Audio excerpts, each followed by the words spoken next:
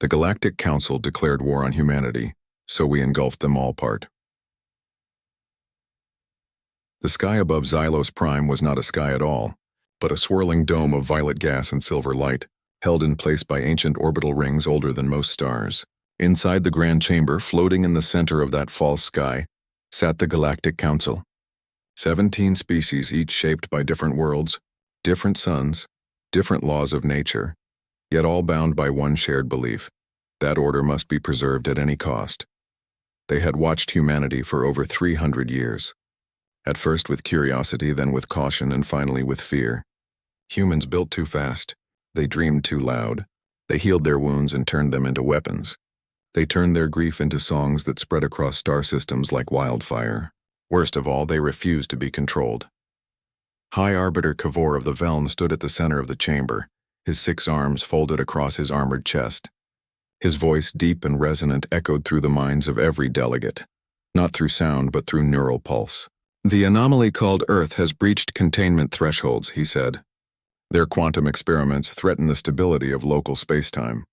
Their colonies multiply like spores in a storm. Their children ask questions we cannot answer." A murmur rippled through the chamber, not in words but in shifts of color, scent, and electromagnetic hum. The Marathi delegates shimmered blue with unease.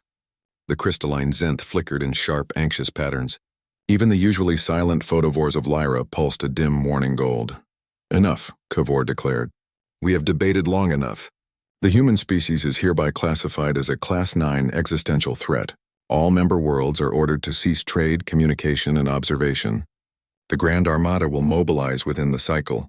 Earth and all its holdings will be neutralized." There was no vote. There was only silence. And in that silence, the war began. On Earth, it was just past dawn in Geneva. The sun rose over Lake Léman, painting the water in soft gold. Inside the Global Defense Command, alarms did not blare. Screens did not flash red. Instead, a single line of text appeared on every secure terminal. Council declaration confirmed. President Daniel Hayes stood by the window, hands in his pockets, watching the city wake up. He was not a soldier. He had been a teacher once in a small town in Ohio, before the Martian Accords and the Titan crisis and all the things that turned quiet men into leaders of worlds. He turned as footsteps approached. Dr. Lena Brooks entered, her dark hair pulled back, eyes tired but sharp. She carried a data slate like it weighed nothing, though it held the sum of humanity's last hope. Behind her walked Commander Paul Riggs, tall and lean, his uniform crisp despite the early hour. He'd just returned from the lunar array, where he'd overseen the final calibration of something no one outside this room was supposed to know existed. "They did it," Lena said, her voice quiet. "They actually declared war." Hayes nodded. "I always thought they would. Not because we're dangerous, but because we're unpredictable." Paul crossed his arms. "Unpredictable? We've spent 50 years trying to prove we're peaceful. We gave them clean fusion. We shared medical tech. We even returned their lost scouts after the Proxima incident.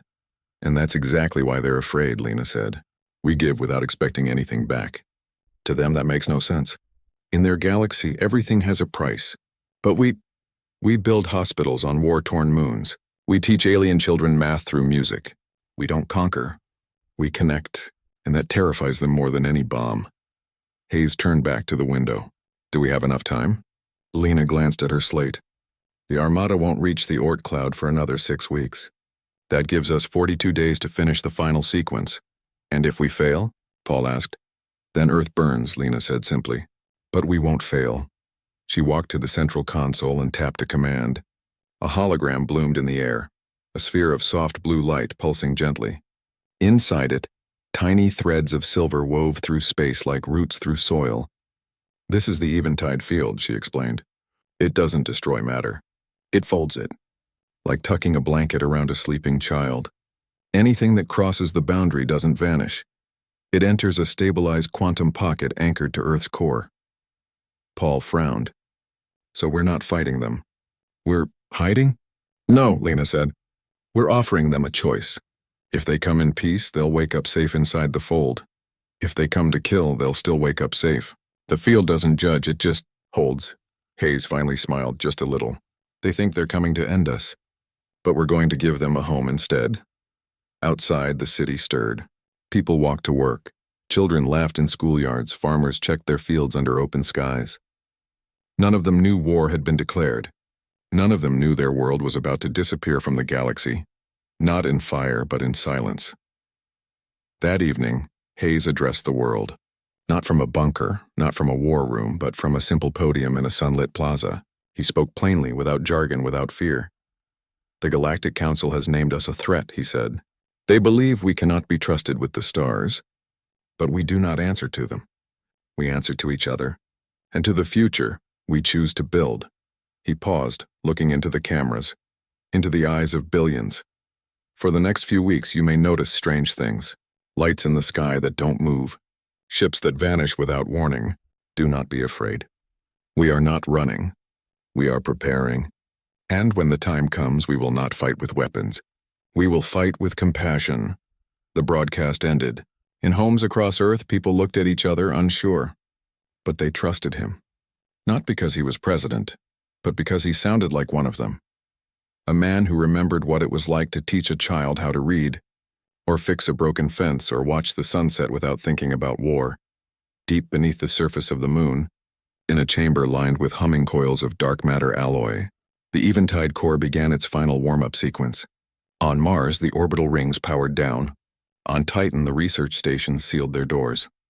Across 50 light-years, every human outpost sent one last signal. Ready. And then silence. The galaxy held its breath. Humanity did not. They went to work. They planted seeds. They sang songs. They held their loved ones a little tighter, because they knew something the Council did not. War was not the only way to win. Sometimes, the bravest thing you could do was open your arms and let the storm walk into them.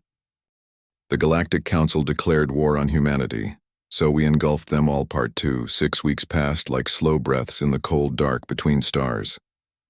The Grand Armada moved with terrible grace, a tide of metal, bone, and light stretching across 3 solar systems. Biomechanical dreadnoughts pulsed with living armor. Crystalline warforms sang frequencies that could shatter planets. Scout swarms, no larger than birds, wove ahead of the main fleet, mapping every dust mote, every whisper of heat. They were coming to erase humanity from the galaxy, not with rage, but with cold, clean certainty. Earth did not prepare weapons. It did not raise shields. It did not flee. Instead, on the edge of the Oort cloud where icy rocks drifted in eternal night, the first human outpost simply vanished. Not in an explosion, not in a flash of light, but in a blink. One moment, Relay Station Theta hummed with routine data streams. The next, it was gone. No debris, no signal, just empty space. The scout swarm reported the anomaly. High Arbiter Kavor aboard the command vessel Iron Resolve frowned through his many eyes. "Impossible," he pulsed. "Matter cannot just disappear," but it did. Again and again, Mars Base Alpha blinked out. The Titan research ring folded into silence. The asteroid colonies near Ceres, gone. Even the deep space listening posts hidden behind comets and frozen moons ceased to exist without a trace. The Armada slowed. Confusion rippled through its ranks. War was simple. You found your enemy, you struck them, they fell or fought back. But this was like punching fog. Back on Earth, Commander Paul Riggs stood in the Lunar Defense Hub, watching the same data streams as the enemy. His hands rested on the console, steady. Beside him, Admiral Nora Quinn studied the incoming scout patterns with calm focus. She had once commanded rescue ops during the Europa icequake. Now she commanded silence. "They're nervous," she said. "Good," Paul nodded. "They expected fire. We gave them nothing. They'll push forward," Nora said. "Pride won't let them turn back." And she was right. High Arbiter Kavor ordered the lead squadron, 300 warships from the Veln, Mirathi and Zenth fleets, to cross into the Sol system boundary. "Find the source of this void," he commanded. "If Earth hides behind tricks, we will burn the tricks away." The squadron advanced. As the first ship, a Veln-class destroyer named Fang of Order, passed the orbit of Neptune, its sensors screamed. Not with damage alerts, but with something stranger, a sudden overwhelming sense of calm. The crew reported weightlessness not from loss of gravity, but from something deeper, a feeling like being held. Then the ship vanished, not destroyed, not disabled, just gone. On the Iron Resolve, Kavor watched the feed cut out. He demanded a replay. The recording showed the Fang of Order sailing smoothly through empty space. Then, as if stepping behind a curtain, it simply ceased to be part of the universe. No energy spike, no distortion, just absence. One by one, the other ships followed. The Marathi cruiser, Tide's Lament, sent a final message. It feels like home. Then silence. The Zenth war form, Shard of Judgment, pulsed its last battle hymn and stopped mid-note. Within an hour, the entire lead squadron had disappeared. Panic, cold and sharp, spread through the armada. Some captains ordered retreat. Others demanded answers. A few, driven by fury, charged ahead, weapons hot, screaming vows of vengeance into the void. None of them returned. On the moon, Nora watched the enemy fleet scatter like startled birds. "They don't understand," she said softly. "We're not attacking them. We're welcoming them." Paul looked at the main display. Around Earth, a faint shimmer had begun to form, a barely visible shell of folded space growing stronger with every ship it absorbed. It wasn't a wall. It was a threshold. Deep in Geneva, President Hayes received a secure update. He didn't celebrate. He poured 2 cups of coffee and walked to Dr. Lena Brooks's office. She was asleep at her desk, head resting on a stack of quantum field equations. He placed a cup beside her and gently woke her. "It's working," he said. She blinked, rubbed her eyes, and looked at the screen. Hundreds of alien life signs now glowed softly inside the fold. Safe, stable, unharmed. "They're confused," she murmured. "But they're alive." "That's all we ever wanted," Hayes said. Meanwhile, inside the fold, the pocket dimension anchored to Earth's core, the first aliens awoke. The crew of the Fang of Order found themselves standing on a grassy plain under a gentle sun. The air smelled like rain and pine. In the distance, a small house with smoke curling from its chimney sat beside a quiet lake. None of it was real, not in the physical sense. It was a simulation, built from their own memories, shaped by human empathy engines designed to soothe, not imprison. A figure approached, tall, calm, wearing simple clothes. It wasn't human. It was a projection, modeled after a Veln elder from their own history. "You are safe," it said in their native tongue. "You have crossed the threshold. Rest now." The Veln captain, once ready to burn Earth to ash, fell to his knees and wept. On the Iron Resolve, Cavor stared at the empty space where his fleet had been. His pride warred with his fear. He had come to end a threat.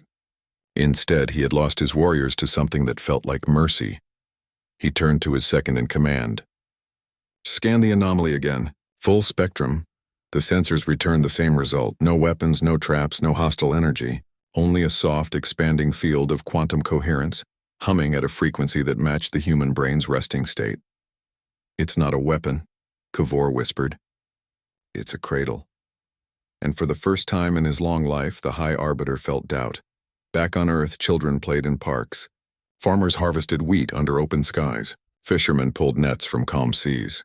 None of them knew that just beyond the edge of their world, an alien armada was learning that humanity's greatest power was not in what they could destroy, but in what they could hold. Nora Quinn stood on the observation deck of the lunar hub. Watching Earth rise over the cratered horizon, she thought of her niece back in Seattle, who wanted to be an artist. She thought of the alien children now waking up in gentle simulations, scared but unharmed. "We didn't start this war," she said to no one in particular, "but maybe we can end it without firing a single shot." And as the fold grew, wrapping Saul in a quiet embrace, the galaxy began to wonder if humanity wasn't the monster they feared, but something far more dangerous, something kind. The Galactic Council declared war on humanity, so we engulfed them all. Part 3 inside the fold. Time moved differently.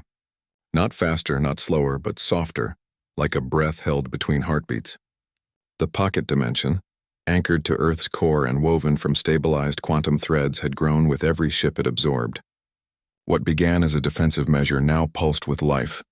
Not human alone, but alien too. Hundreds of beings from 17 species now wandered its simulated landscapes, confused at first, then curious, then quiet with wonder. Dr. Lena Brooks walked through a forest that did not exist. The trees were tall and green, their leaves rustling in a breeze that carried the scent of damp soil and wildflowers. This place was built from shared memory, human and alien alike, crafted by gentle AI minds trained not to control, but to comfort. She wore simple clothes, no lab coat, no badge, just a woman walking among strangers who had once meant to kill her kind. Ahead, a group of Marathi sat by a clear stream. Their smooth amphibious forms shimmered in the dappled light. One of them looked up as Lena approached. Its large dark eyes held no fear now, only questions. "You made this?" it asked in translated thought speech, the words forming gently in Lena's mind. "We helped shape it," she replied. "But it grows from you too. From your memories, your hopes, your fears." The fold listens, the Marathi tilted its head. "We came to destroy you.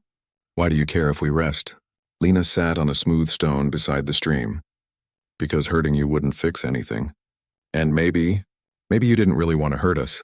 Maybe you were just afraid." The Marathi was silent for a long moment.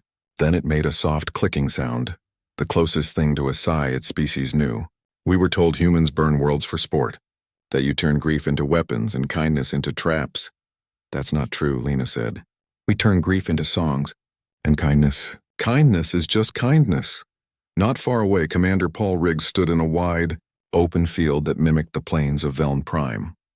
Around him, former enemy engineers worked alongside human technicians not under guard, but as partners.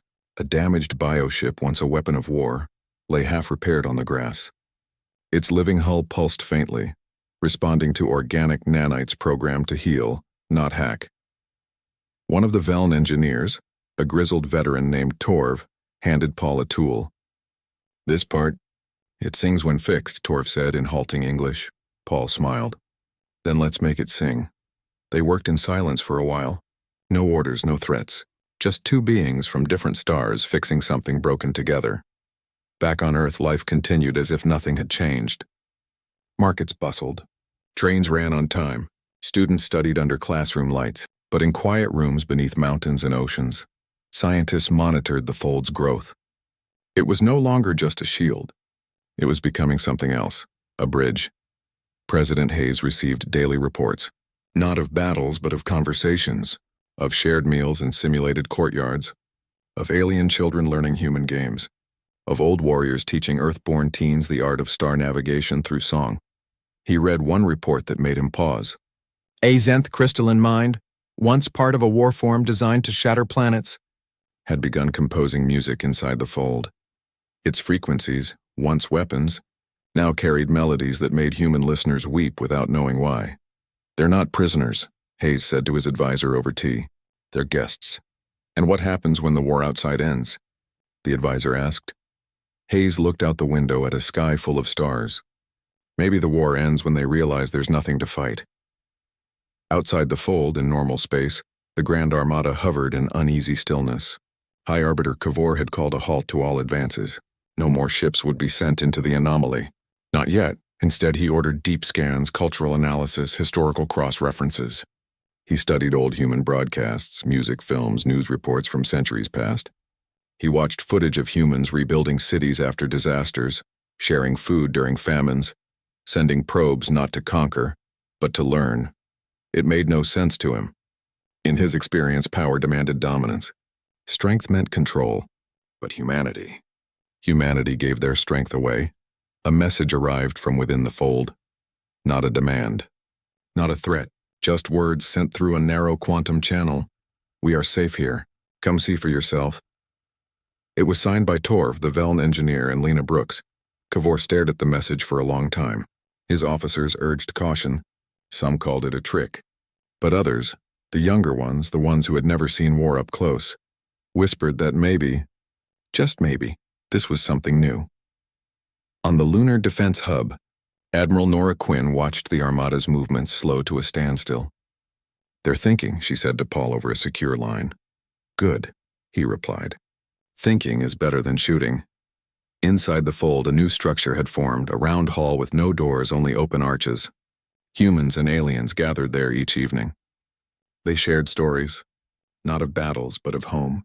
A Marathi spoke of coral cities glowing under twin moons. A human teenager described catching fireflies in a summer field. A Zenth hummed a lullaby from its birth crystal. No one translated everything. Some things didn't need words. Lena sat with a young Velen girl who had been aboard a scout ship when it vanished. The girl clutched a small stone she'd found in the simulation. "Is this real?" she asked. "It's real to you," Lena said. "And that matters," the girl smiled. "Your world is strange, but kind." Lena looked around at the gathering. Enemies turned neighbors, warriors turned students, strangers turned friends. She thought of all the wars humanity had fought, all the pain they'd caused and endured. And now, faced with total annihilation, they had chosen something else. Not victory. Understanding. Back in Geneva, Hayes approved a new broadcast. Not to the Armada, but to the galaxy. A simple message sent on every open frequency. "We did not build this place to trap you. We built it because we believed you deserved a chance to be more than your orders. Come in, rest, talk. You might find we're not so different after all." The message spread, not as a challenge but as an invitation, and far beyond the Sol system, on neutral worlds and quiet moons, other species began to listen. The fold grew not by force, but by trust, and trust, it turned out, was the rarest and most powerful force in the universe. The Galactic Council declared war on humanity, so we engulfed them all apart. For the silence outside the fold stretched like a held breath. The Grand Armada still floated near the edge of the Sol system, but its unity was cracking. What had begun as a single, unstoppable force now pulsed with doubt. Some ships kept their weapons charged, ready to strike at the first sign of trickery. Others powered down their engines, their crews whispering questions no one could answer. High Arbiter Kavor stood alone on the command deck of the Iron Resolve, staring at the shimmering boundary of the fold. It glowed faintly now, like a soap bubble catching sunlight, and within it life moved, not in panic but in peace. He had seen the feeds from inside. He had watched his own warriors sit beside humans, sharing food that wasn't real but felt true. He had heard the Zenth Warform's new songs, soft and sad and full of something he could not name. A voice broke his thoughts. "They're calling it the Cradle," said Vera, his second in command, a young Velen with eyes that had not yet hardened to war. "Not a prison, not a weapon, a cradle." Kavor did not answer. He knew the word. It was ancient even among his people, a place where the young were held until they were strong enough to stand. Before he could speak, alarms flared, not from the fold, but from the rear of the fleet. A new signal pulsed across the comms, raw and furious. It came from Warlord Zareth of the Krell, a reptilian commander known for burning entire colonies to prove a point. His voice boomed through every ship. "The humans weave lies with light and silence," Zareth roared. "They have not defeated our ships, they have stolen them. I will not let fear rule us. I will break their cradle with fire." Without waiting for orders, Zareth's wing, 100 brutal, spike-hulled destroyers, launched forward at full burn. They fired as they came, unleashing plasma storms and gravity lances meant to tear space-time itself. Their goal was not to enter the fold, but to shatter it from the outside. Kavor shouted for them to halt, but it was too late. On Earth, the warning came not as a siren, but as a gentle chime in every monitoring station. Dr. Lena Brooks looked up from her console. "Zareth's coming," she said. Commander Paul Riggs stood beside her. "He's not just attacking. He's trying to overload the fold's boundary." Lena nodded. "If he dumps enough raw energy into it, the quantum lattice could destabilize. Everything inside, humans, aliens, the whole cradle, might unravel." Paul's jaw tightened. "Can we stop him?" "We don't have to," Lena said softly. "The fold will decide." And it did. As Zareth's fleet crossed the threshold, their weapons blazing, the fold did not resist. It did not explode, it simply opened wider. The plasma bolts vanished before they could strike. The gravity lances bent and folded into harmless loops. The ships themselves slowed, not from force, but from something deeper, a sudden stillness, like a storm calming the moment it touches shore. One by one, Zareth's destroyers blinked out of normal space and reappeared inside the cradle. Zareth himself awoke on a rocky plain under twin suns that matched his homeworld's sky. His armor was gone. His rage still burned, but his body felt light, unharmed. Before him stood a figure, not human, not Krell, but shaped like an elder from his own legends. "You are safe," the figure said in his native tongue. Zareth snarled. "I am not safe. I am trapped. No, the figure replied. You are seen. And in that moment something in Zareth cracked. Not his will, but his certainty. He had spent his life believing strength meant destruction. But here, in this impossible place, strength looked like calm. Like patience. Like offering your enemy a place to rest. Back in normal space, the rest of the Armada watched in stunned silence as Zareth's entire wing disappeared. Not in fire, but in quiet. No explosions, no debris, just peace. Then something new happened. A single ship detached from the Myrathi line. It was small, unarmed, painted in the soft blues of mourning and healing. It drifted slowly toward the fold's edge. Kavor recognized it. It carried Elder Malara, a Myrathi diplomat known for her wisdom. Malara, return at once, he pulsed. But she did not. Instead, she sent a message to all fleets. I go not as a soldier, but as a seeker. If this place is truth, I will know it. If it is lie, I will return and warn you. And then her ship crossed the threshold and vanished. Minutes later, her voice came through the quantum channel, clear and calm. It is truth, come. See for yourselves. That was the breaking point. The photovores of Lyra dimmed their battle lights and turned their ships away from Sol. The crystalline Zenth stopped, humming war chants, and began broadcasting their new lullabies across open channels. Even the Velen fleet, Kavor's own people, began powering down their weapons. One by one, ships peeled away from the Armada. Not in retreat, but in choice. Kavor stood alone on his bridge, watching his war dissolve not by defeat, but by wonder. On Earth, President Hayes received word that the first neutral species, the gentle plant-like sylph from the Andara Belt, had sent a message. They asked if they too could visit the cradle. Not as enemies, not even as allies, just as guests. Hayes smiled. Tell them the door is always open. Inside the fold, Zareth sat by a quiet river, watching the water flow. Lena Brooks approached and sat beside him, not speaking at first. After a long while, he said, Why did you not kill us? Because killing you wouldn't make us safe, she said. Only lonely. He looked at her, really looked for the first time. You are strange, human. We know, she said, and offered him a fruit from a nearby tree. He took it. It tasted like home. Outside, the galaxy watched.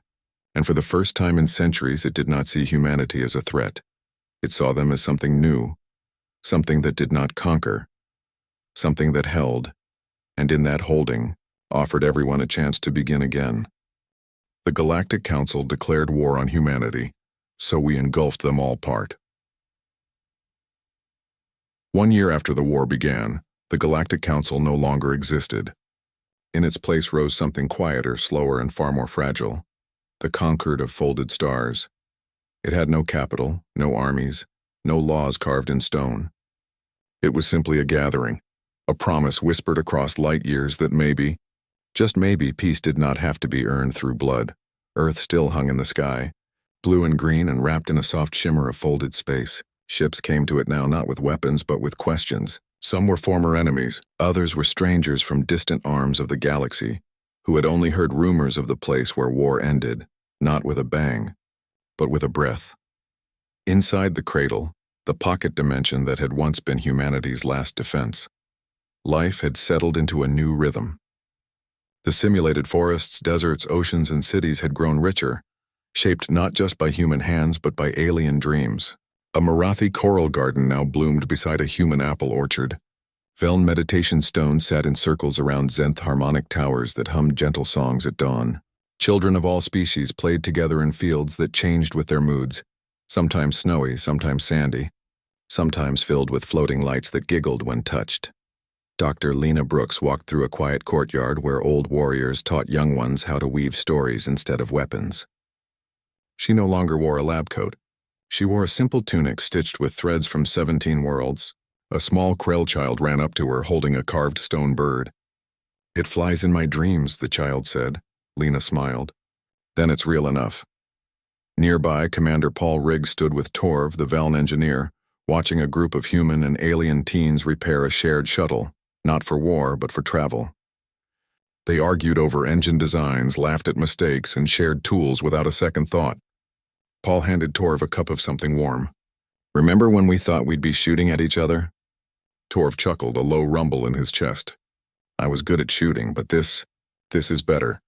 On Earth, cities thrived not with fear but with curiosity. Schools taught alien languages alongside math and history. Markets sold food grown from seeds brought by visitors: spicy Marathi kelp, sweet Veln root fruit, glowing Zenth nectar.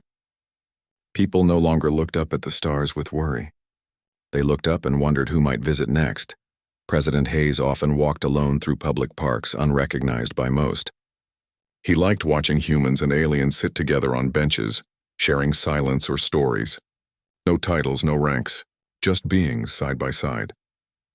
One evening he met High Arbiter Kavor, now simply Kavor, on a bridge over a quiet river in Kyoto.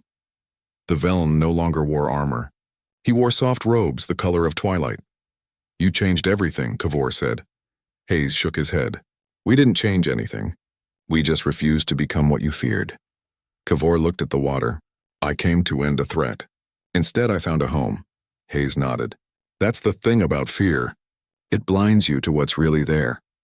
Back in the cradle, Admiral Nora Quinn stood on a hill overlooking a valley where the first joint festival was being prepared. Flags of every species fluttered in a breeze that carried music from a dozen cultures at once.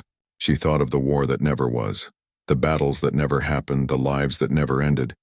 She had spent her life preparing for the worst. Now she helped build the best. Deep beneath the moon, the Eventide core still hummed, but not as a weapon. It had become a heart, a steady pulse that held the cradle together not through force but through balance. Scientists from every species now worked there, not to control it but to understand it. They had learned that the fold grew stronger not when it absorbed more, but when those inside it chose to stay, and they did. Even Zareth, once the fiercest warlord in the Armada, now taught young Krell how to listen before they spoke. He sat often with human elders, learning songs about rivers and rain. He never apologized for what he had done, but he lived differently now, and that was enough. The Concord of Folded Stars held its first true meeting not in a grand chamber but in a grassy field inside the cradle. There were no thrones, no raised seats. Everyone sat on the ground. Lena spoke first. "We are not here to rule," she said. "We are here to remember that we do not have to be afraid of each other." One by one, others shared, not plans for power but hopes for connection. A Marathi elder spoke of healing oceans. A Zenth artist described a symphony made of starlight.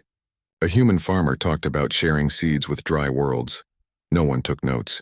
They just listened. Outside the cradle, in the wider galaxy, change moved slowly. Old habits did not vanish overnight. But trade routes reopened. Lost colonies were found and welcomed. Wars that had burned for generations began to cool. Not because someone won, but because someone asked, "What if we tried something else?" Earth became a symbol, not of strength through force, but of strength through care. Ships that once carried bombs now carried teachers, doctors, builders. The fold's boundary, once a line of defense, became a doorway, and humanity, once called reckless, dangerous, unpredictable, became known by a new name whispered with respect across 1,000 worlds: the Keepers of the Fold. Not because they had conquered, but because they had held out their hands. And when the galaxy came roaring in anger, they did not strike back. They opened their arms, and in that simple act, they changed everything.